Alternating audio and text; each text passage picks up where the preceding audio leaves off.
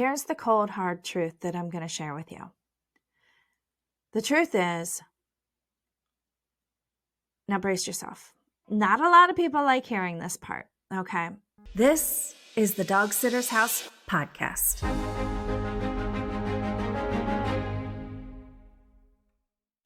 Hello, furry loving friends. Welcome back to the Dog Sitter's House podcast. I am your host, April Hampton, and thank you for being here.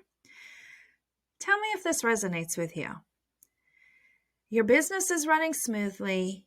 You finally found a great work-life balance, and yet you feel it's time to pivot. Something keeps nudging you and saying it's time to make a change. Maybe it's because you're considering a move. Maybe you're planning a wedding and you're getting married and it's changing your whole life, or you're starting a family. How much could that change your life, right? And as our life evolves, we have different needs and different desires, and we could have a thriving business already, but all of a sudden that business does not fit what is most important to us. Family, a wedding, maybe moving. Maybe your spouse got a great job that they can't turn down, and it's their dream job, and it's states away from where you live now. Perhaps you've realized that you prefer dog sitting over dog walking. It might not even be a significant life change. You might have just realized that you actually enjoy the dog sitting more than dog walking, or vice versa. And if so, does the thought of pivoting feel too heavy and hairy scary and make you worry about risking every single thing that you have built? I get that. If you find yourself feeling stuck, either in your current situation or even energetically, if you're just waking up and realizing every day I don't want to do this anymore. Maybe you are a dog walker, maybe you are a dog sitter, and you're like, I don't want to do this anymore. I much rather enjoy, dog training. That would be a big pivot, right? Whatever it is, if you find yourself in this current situation, or you have before, or even if it's possible that you could in the future, and you desire the change, but you're afraid to take that leap because you worry that you'll ruin everything, you just might be trapped in an outdated paradigm. This is the paradigm that tells you what we've all been told our whole lives, right? If it ain't broke, don't fix it. Keeping you cemented where you are while you're dreaming of where you or your business could be. Or perhaps you feel guilt for considering a pivot, like believing it makes you a bad person, a jerky jerk, for potentially leaving all of your loyal customers behind. And it's super common to fear starting over after investing so much in your current business. These beliefs, these paradigms are entirely natural. They demonstrate that you are thoughtful and wise and considering the consequences before you act, unlike, those who leap without a plan, right? We all know a person like that or two. But if you think about it like this, think about what is the cost of staying stagnant. What is the cost if you don't change your business to meet your new life values or goals or priorities? How does it get worse over time if you ignore that pull to pivot? Imagine if you could embrace change and explore new opportunities without fear. Just imagine that for a minute. Just erase the fear from your mind as best as you can. Take a deep breath, close your eyes, and imagine just embracing it as if you were completely fearless. What would that look like for your business and your life? You see, if you shift from viewing a pivot as a daunting risk to seeing it as an exciting opportunity to unlock your potential and explore the new possibilities, then it's a whole different picture. But before we get into that too deep, let me first share with you a story that helped me to better navigate tough decisions when it came to pivoting, or when I started my business even. I've done both. A mentor of mine once said, figure out what you love to do for free and then find a way to get paid for it. This is what her father always told her growing up. And not only do I love this because it set his daughter up to find her purpose in life and thereby have a fulfilling life, but it also encouraged her to be of service to the world. Because if you think about it, in order to get paid for something, we have to provide some sort of value to somebody. And of course, the more value your service or product brings, the more you're going to get paid for it. Newsflash, right? Usually this means the bigger problem you solve for people, the more value they see in what you have to offer, and the more money you can make. This is precisely how I approached my business and the pivotal changes that I've made along the way and solved unique problems for my customers. Often problems that no one else was addressing in my market. And the best part is I still got to continue doing what I love. So let's just take the fast food industry, for example. Until the In-N-Out Burger, I don't know where you live, but In-N-Out Burger is a popular burger fast food joint in the west side of America, like on the West Coast. It's very popular in California. I don't know where else. I lived in California for a while. I know it was popular out there, probably like Arizona, Nevada. It's probably all along there. But in any case, it's a very popular burger joint, right? And until the In-N-Out Burger came along, people had to get out of their cars, walk inside the restaurant, order, and then wait for their food. But Harry Snyder, the owner of In-N-Out Burger, he didn't stop there. No. He envisioned a drive-through so that customers didn't even have to get out of their car to get their food. He took the fast food, quote unquote, and made it as literal as he possibly could, right? And I mean, let's be honest. How convenient have drive-thrus been when you're sitting at home in your PJs and you don't feel like cooking, right? How cool is it that you can just drive to the store in your PJs and never get out of your car and nobody would ever know that you're wearing, your favorite bunny rabbit PJ pants, right? Or Mickey Mouse, or, Mickey Mouse is pretty cool. So that's pretty socially acceptable. But what if it's like something embarrassing, I can't think of anything embarrassing right now, but say you're like into, I don't know, geckos, right? And maybe you're wearing gecko PJs. Who knows? No offense to anybody into geckos. They're super cool. But pretty soon after In-N-Out Burger did this drive-through thing, look at all the drive-throughs we have now. You have banks, car washes, pharmacies, coffee houses. All of them provide the same drive-through service.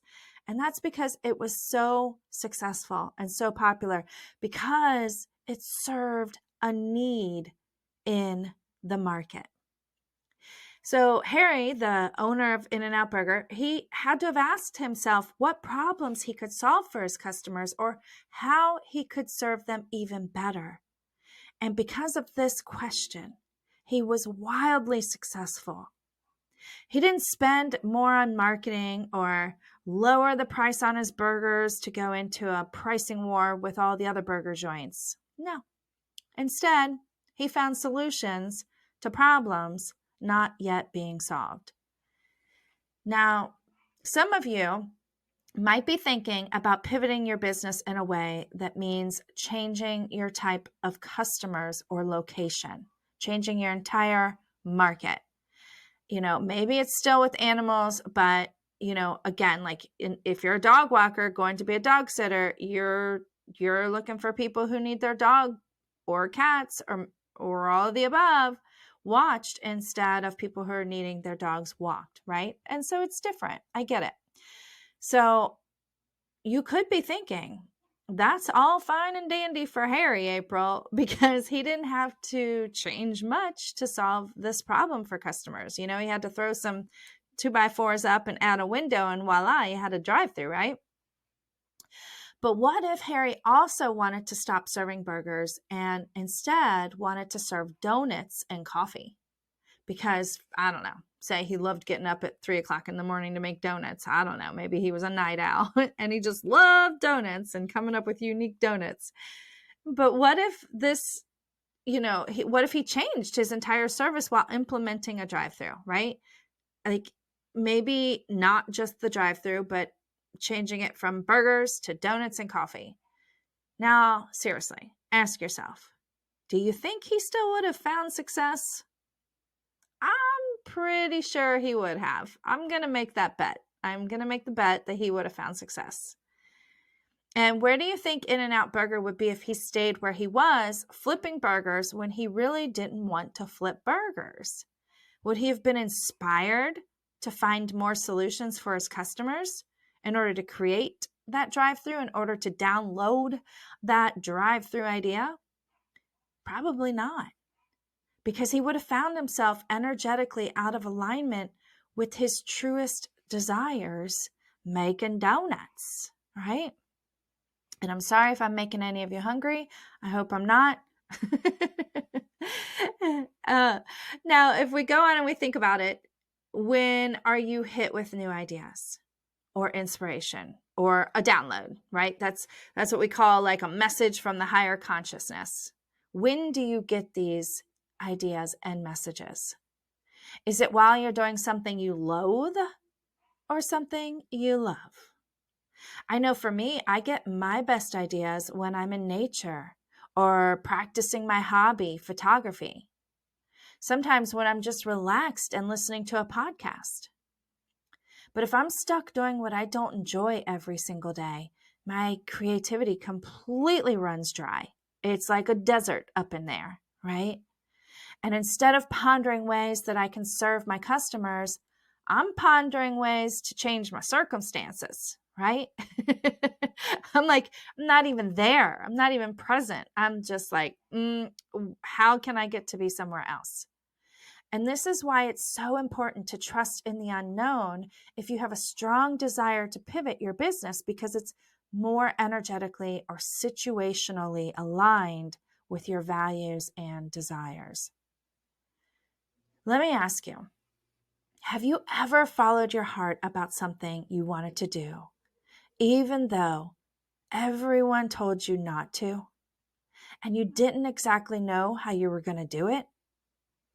And then looking back, it was one of the best choices you ever made? Yeah. And how many people you know that have done that too?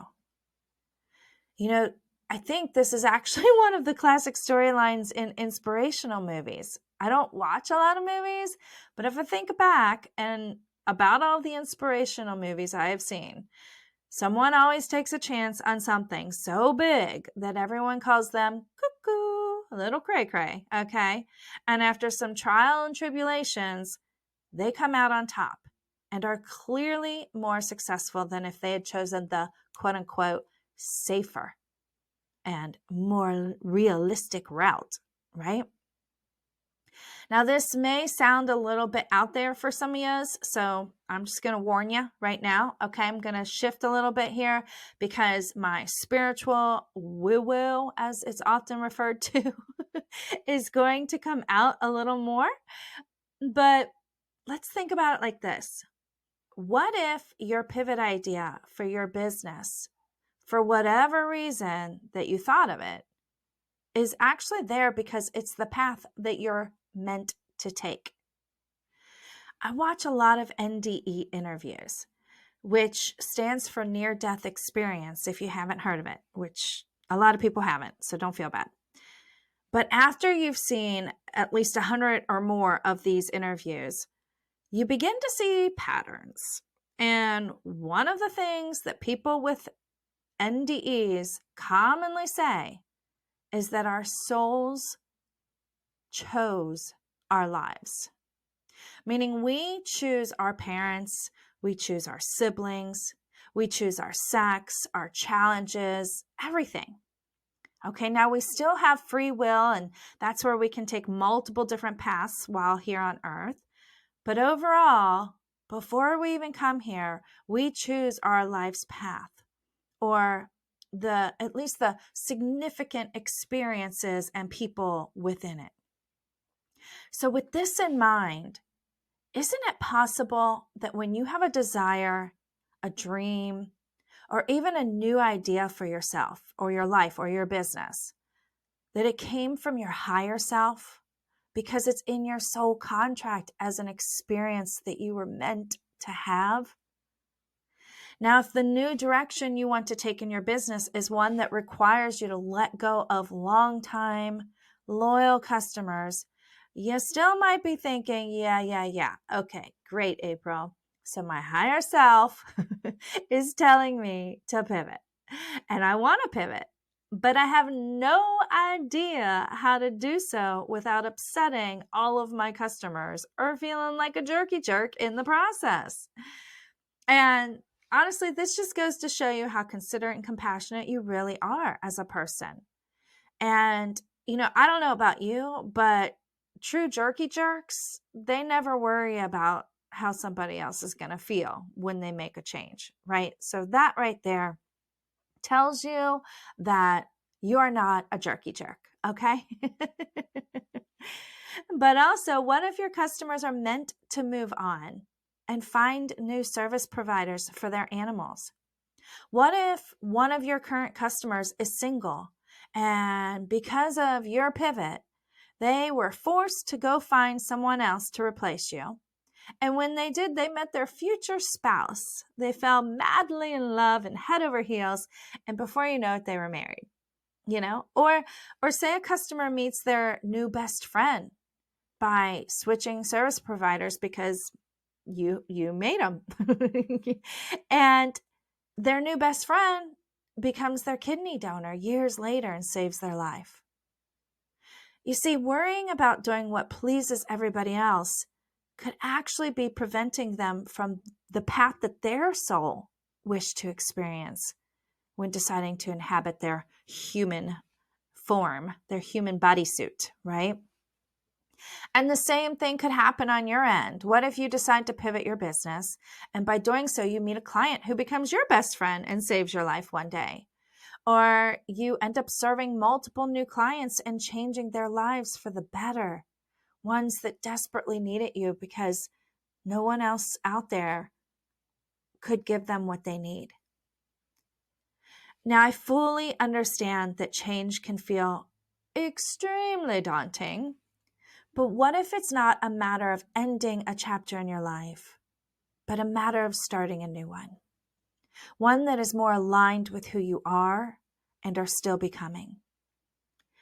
Think back to when you had a job, even a part-time job in high school, one that you probably didn't really love, but you had to do something because your parents told you you had to, right? That first job we all are made to get. How many days did you show up and give 50% instead of 100% because your heart just wasn't in it? Now, think about it like this. If you're running a business that your heart isn't 100% into, what do you think your business will look like in 2 to 3 years? Do you think customers will begin to notice your service level declining more often because your heart's not in it? Could you end up getting bad reviews and spiraling downward with the reputation that you've held for so long? On the other hand, if you love what you're doing and you want to be there every day, how likely is it that you'll show up 100% consistently for your customers? And what do your customers experience when everything about you says, this is what I want to be doing? Probably just the same as when you started your business and naturally attracted your current customers, right? You developed trust and reliability with them, and your business grew naturally because they could see it, they could feel it. Think of it like the popular metaphor of a caterpillar becoming a butterfly. While the transformation may seem unsettling at first, it ultimately leads to a more beautiful and vibrant outcome that can attract new admirers. Right? Now, I'm guessing, even with all of this said, it's possible that you're still apprehensive because you're worried about not making any money during the transition, which is a very normal and logical and mathematical concern. So I totally get it. But instead of viewing your current clientele as a limitation, see them as a solid foundation upon which you could build your new vision. You know, your loyal customers can help you transition by providing reviews and referrals for your new direction. And chances are they'll completely understand your reasoning for pivoting and support you because they appreciate and want what's best for you too, right? I mean, most people want to see other people succeed and succeed in doing something that they're happy doing. I mean, seriously, flip the coin and ask yourself, what would you do if your favorite hairdresser said to you that she discovered she really loves being a massage therapist and she's going to pursue that more moving forward so she can no longer do your hair? Now, would you think she was a jerk because she wants to go do something she loves, or it's something that better fits her new lifestyle if she had a major change? Or would you support her in doing what she most loves to do? You know, chances are, I mean, unless you're the jerky jerk, you're going to support her and maybe even give her a great review about how reliable and dedicated she is to her craft so that she can take that review and use it to get her new business off the ground quicker, faster, better. You could even consider creating a tiered approach where you gradually transition to your new niche while gradually exiting your current niche. Is there a way that you can continue working 1 or 2 days or even half days doing what you currently do until you get your new niche up and running sufficiently? It depends on what it is you're working with, but I thought it through, and I think for most scenarios, this can be pretty possible. Unless you are moving out of state, this would be a wonderful way to go. Of course, if you're moving out of state, you would probably want to make sure you have a backup plan for income until your business gets running. But otherwise, approaching your current clientele with transparency and honesty, if you ask me, that's the best approach. And when you do it professionally, your current clients may even have some referrals to get you started, right? They might be like, oh, we're so going to miss you. Oh, we're so sad that you're not doing this anymore. But you know what? My neighbor was just asking me if I knew somebody that did, XYZ, whatever it is you're pivoting to, correct? So you won't know unless you ask them. Ask them. They're your best customers. They love you. They're your biggest fans. Ask them for help in supporting you after you've supported them in all the years that you have. But look, here's the cold, hard truth that I'm going to share with you. The truth is, now brace yourself. I should warn you, not a lot of people like hearing this part, okay? But the people that hear this are the people that make the greatest and most successful pivots and changes and businesses and anything they want in their life. These are the most successful people. I don't care what industry or arena in your life you're talking about. Here's the truth. You hold all of the power to create your reality. Now, does this mean you can manifest $1 million overnight? I don't know. Maybe. It's probably not very likely if you're currently in the pet care industry. But maybe if you put your mind, body, and soul into learning how to day trade stocks or crypto or something. I don't know. I don't have that expertise, so don't ask me. But why can't it be possible? Other people have done it. I mean, I've heard stories, right? And just look at how Instagram got started. Think about that. Instagram used to be a location-based only check-in app. Okay. It was like a check-in app called Bourbon, Burbn. Like, I'm assuming it was like suburban, right? And it was like a check-in app. Who cares? I don't know. Maybe families would use that or something. I don't know. The families might, just like you kind of have that tracker on iPhones. I don't know. Don't hate me. I'm not an iPhone user. I left iPhone years ago. I broke up with them. And, maybe it was something like that. I don't even know what the heck that is. But then they switched to photo sharing social media platform. That was their new market. So originally it was just for checking in on an app locally for suburbians or something, right? And then it went to photo sharing, right? They stripped down like these complex features that they had apparently on the original app, and they focused solely on photo sharing with filters and targeting a much younger and more visual audience. So their complete audience changed. And the clean focus led to massive user growth. And I don't need to tell you how successful they've been, right? Or if you think about YouTube, there's another example. Did you know that when YouTube originally started, the original market was for video dating? It was a site where people could go on and date. They could upload videos describing themselves. It sounds torturous to me. And when that didn't catch on, they noticed that people were uploading all sorts of other videos. So they pivoted and they became a broad video sharing platform, right? So their new market was just, the general population, right? It went from singles to everybody.